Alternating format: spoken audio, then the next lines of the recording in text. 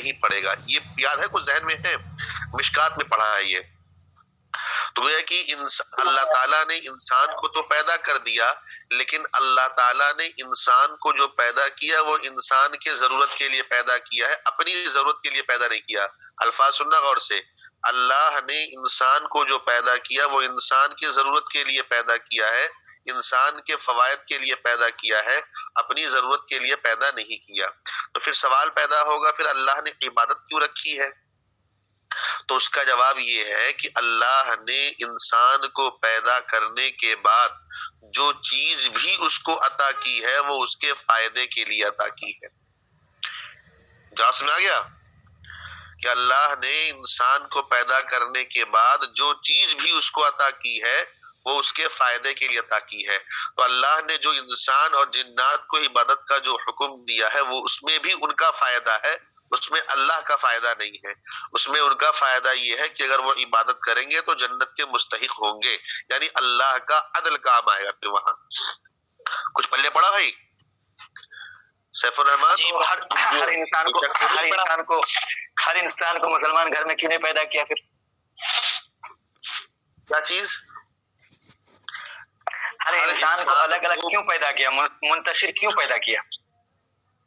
اچھا، اللہ تعالیٰ نے ہر انسان کو منتشر کیوں پیدا کیا، مسلمان پیدا کیوں نہیں کیا؟ تو اس میں تمہارا کیا اعتراض ہے؟ ہاں بتاؤ. اللہ بغیر ضرورت کے پیدا کرنے کے بعد ان کے سامنے کچھ چیزیں رکھتی ہے، کچھ چیزیں ہیں ان کے سامنے جو ان کو عمل کرنا پڑتا ہے. ہاں تو ہم جیسے مسلمان ہیں تو ہمیں پتہ ہے کہ اپنے گھر سے میرے والدین میرے اجداد یہ کرتے ہیں تو ہمیں بھی یہ کرنا ہے. اب ان کو پتہ ہے کہ ان کے والدین ان کے اجداد وہ کرتے تو انہیں وہ کرنا ہے. جب ہم ان کو دین کی باتیں کہتے ہیں تو یہ کہتا ہے کہ ہم کو بھی تم جیسا اللہ نے تمہارے جیسا ہم کو کیوں نہیں پیدا کیا، یعنی تم مسلمان ہو ہم کافر کیوں ہیں؟ اچھا یعنی اچھا یہ کہنا، دیکھو یہ کہنا چاہ رہے ہو کہ گویا کہ اللہ نے ہمیں کافر کیا تو وہ ہمارے کفر پر خوش ہے، اور تمہیں مسلمان پر پیدا کیا تو اسلام پر پیدا کیا تمہارے اسلام پر خوش ہے نا؟ یہی نا؟ ورنہ اگر ہم سے ناراض ہوتا تو ہمیں اس ان میں کفر کرے گھر میں پیدا ہی نہ کرتا. یہی کہنا چاہ رہے ہو نا؟ جی جی جی یہ تو ہوا جی جی ہے نا؟ وہ کہ اللہ تعالیٰ کفر سے بھی، تو ٹھیک ہے بتا دیں گے، لیکن اس کا جواب پیچھے ایک بار آ چکا، پھر دوبارہ بتا دیں گے بھی، ٹھیک ہے. لیکن اسے بھی یہاں پر وہ مقصد نہیں ہے. یہاں پر یہ کہنا چاہ رہے ہیں کہ خالق بلا حاجت کا مطلب یہ ہے کہ اللہ نے انسانوں کو جو مخلوق کو جو پیدا کیا ہے اس اللہ کو کوئی ضرورت نہیں تھی پیدا کرنے کی. اگر نہ بھی پیدا کرتا تو اللہ کی صفت خالقیت میں کوئی فرق نہ آتا. بس اتنا بتانا مقصد ہے یہ. لیکن اگر اللہ نے انسان کو کوئی حکم دیا ہے یا مخلوق کو کوئی حکم دیا ہے تو اس میں بھی ان کا ہی فائدہ ہے. ابھی جو تم سوال کیا اس کا یہاں مطلب نہیں ہے، یہ ہم جواب دے دیں گے اس کا، ٹھیک ہے انشاءاللہ ابھی جب آؤ گے. ادھر پلے پڑ گیا. دیکھو رازق بلا مؤونۃ، تو دیکھو خلاصہ کہنا چاہ رہے ہیں کہ جب بھی انسان کوئی چیز بناتا ہے تو اس کے دو مقصد ہوتے ہیں. پہلا مقصد کہ یا تو اس کی ضرورت ہوتی ہے، دوسرا اس کا کوئی مقصد ہوتا ہے. تو اللہ تعالیٰ کو نہ تو انسان کی ضرورت تھی نہ تو کسی خاص مقصد کے تحت پیدا کیا. پھر سوال وہی پیدا ہوگا پھر عبادت کا حکم کیوں دیا؟ جواب یہ ہے کہ ہاں تو انسان کو پیدا کرنے کی ضرورت نہیں تھی تو پھر پیدا کیوں کیا؟ انسان کو پیدا کرنے کا پھر ان کے سامنے یہ چیزیں رکھی گئی ہے، یہ کرو تو یہ ہوگا، وہ کرو تو وہ ہوگا. پھر ان کو پیدا کرنے کا تو مقصد ہے نا. پھر جب اگر مقصد ہی نہ ہوتا تو انسان کو پیدا کر کے ان کے سامنے جی ہاں ٹھیک. دیکھو بات یہاں پہ ہم نے سمجھے نہیں، ہم انسان کی بات کر رہے ہیں. جیسے انسان کو اللہ نے تو مقصد بھیجا ہی بھیجا ہے، وہ ہم نہیں کہہ رہے ہیں. ہم کہہ رہے ہیں کہ انسان، وہ تو صحیح کہہ رہے ہو، ہم نے کہا ضرورت کرے. ضرورت انسان جب کوئی چیز بناتا ہے تو یا تو اس کی ضرورت ہوتی ہے یا کوئی مقصد ہوتا ہے. اللہ تعالیٰ کو ضرورت نہیں ہے، اور جو مقصد کہہ رہے ہو وہ مقصد کے تحت تو پیدا کیا ہے. اس لیے پیدا کیا ہے کیونکہ قرآن پاک میں اللہ نے خود کہا ہے کہ وہ ہے افحسبتم انما خلقناکم عبثا وانکم الینا لا ترجعون. تو اس آیت کی روشنی میں معلوم ہوتا ہے کہ اللہ نے مقصد کے تحت پیدا کیا ہے لیکن ضرورت کے تحت پیدا نہیں کیا کہ اس کی کوئی ضرورت متعلق ہو، اس کی کوئی ضرورت نہیں. بس میں آ رہی باری. جی یعنی اپنی ذات کی ضرورت کے لیے نہیں پیدا کیا ہے، ایک مقصد کے تحت تو پیدا کیا ہے. اللہ کوئی کام بے مقصد تھوڑی ہوگا.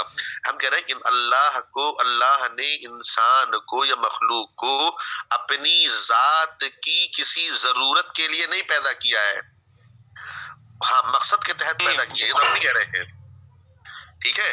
اور یہاں پر وہ بھی کہہ رہا ہے کہ خالق بلا حاجت، کہ بغیر ضرورت کے پیدا کرنے والا ہے. تیسرا گھنٹہ کس کا ہے بھائی؟ تیسرا گھنٹہ کس کا ہے؟ مولانا خبیر صاحب، مولانا زین صاحب کو مولانا زین صاحب ہے تو نہیں زین صاحب جی. اچھا میں جلدی کر دیکھو، رازق بلا مؤونۃ، اور بغیر مشقت کے اللہ تعالیٰ رزق دینے والا ہے.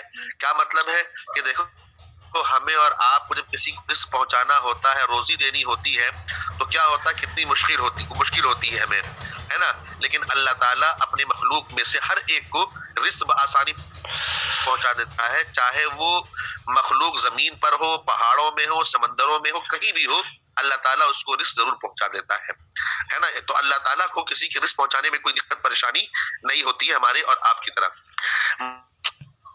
ممیت بلا مخافت، بغیر خوف کے موت دینے والا ہے. کیا مطلب؟ جب ہم آپ کسی کو مارے یا قتل کر دے تو ہمیں اور آپ پہ خوف ہوتا ہے، یار پولیس آئے گی، تھانہ ہوگا، یہ ہوگا، جیل جائیں گے. یا مطلب کہتے ہیں وارثوں کا خوف ہوتا ہے کہ وارث بھی ہم سے بدلہ لیں گے، ہمارے بچوں کو ماریں گے. یہ ہوتا نہیں ہے. تو اگر انسان کسی کو مارتا ہے تو ایک خوف ہوتا ہے. کہتے ہیں اللہ تعالیٰ بغیر کسی خوف کے لوگوں کو مارنے والا ہے اور روز مارتا ہے.